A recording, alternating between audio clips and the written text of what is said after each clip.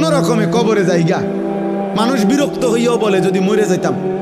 মানুষ দুঃখ কষ্ট অনেক সময় বলে যদি মরে যাইতাম। মহিলারা অস্থির হইয়া, মহিলারা বেশি বলে এতে মরে গেলে ভালো আসিল। তো ওই আল্লাহর ওলি বলছে, হে বাবা, হে আল্লাহর বান্দা, এখন তো দুনিয়ার পেরেশানির থেকে বললা কবরে গেলে ভালো হইতো, কিন্তু কবরে গিয়ে যখন আযাব শুরু হবে তখন কি বলবো? এবার কোথায় গেলে ভালো হইতো? এখন তো দুনিয়ার থেকে বললা এটা, তখন কি বলবো? তখন কি বলেন? আহা, কোরআনুল কারীমের মধ্যে আছে নাফরমান বারবার দুনিয়ায় ফেরত আসতে চাইবে। আল্লাহ বলবে কাল্লা, না না, কখনোই না রে বান্দা, কখনোই না, কখনোই না।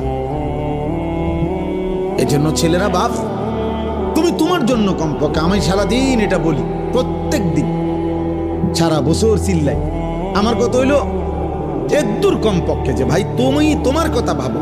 ছেলেটা, তুমি তো সুস্থ মানুষ, 16 বছর 18 বছর 20 বছর, শরীরে একটা রোগ ব্যাধি নাই। আমার কোমরে এখানে সারাক্ষণ ব্যথা করে, সারাক্ষণ, ফুল টাইম, ফুল টাইম। আমি চশমা খুলে ফেললে ছোট লেখা দেখি না। প্রতিদিন রাতে ঘুমের আগে গলার জন্য ওষুধ খাই, 4টা ট্যাবলেট খাই প্রত্যেক দিন, খোদার 12 মাস প্রতিদিন। তাইলে ভাইয়া 40 বছর পরে এখন তো দুর্বল আমরা, কিন্তু তুমি তো আলহামদুলিল্লাহ শক্ত সামর্থ্যবান। তুমি কেন নামাজ পড়ো না? তুমি কেন আল্লাহ চেনো না?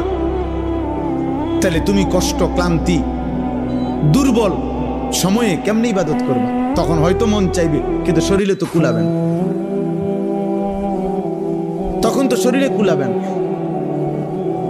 আল্লাহ নবী সাল্লাল্লাহু আলাইহি ওয়াসাল্লাম বলছেন, এটাই বলতেছিলাম যে 2টি নিয়ামত মানুষের এমন, যা থাকাকালীন মানুষ ধোঁকা খায়, কদর করে না।